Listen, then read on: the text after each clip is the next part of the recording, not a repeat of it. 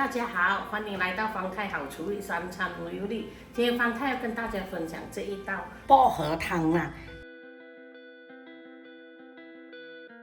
其实呢，这个薄荷汤很好吃的哦，尤其是有时候你喉咙痒痒啊，没有什么声音啊，咳嗽啊，薄荷都能够治这些症状啦哈。刚好方太有煮到鸡汤，我就用鸡汤。假如没有的话，你可以用白水来啊，放少许的油。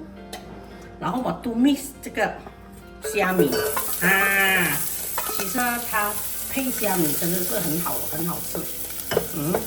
这个是我们家食堂里煮的啦。香了，我就把这个高汤放进去。假如你没有高汤，就放白开水，盖锅给它煮5分钟，给它这个虾米的味道出来。OK， 好了，我已经滚了大概5分钟，在这个时候我就放点盐哦。OK， 然后你试看那个味道嘛，够不够咸了？可以了。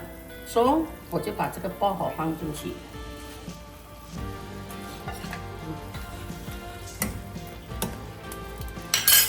然后滚了，打粒鸡蛋花下去。滚一下就可以了，不可以滚久啊。因为这个薄荷是生都可以吃的，滚了就可以关火了。OK， 热腾腾的薄荷汤，哇，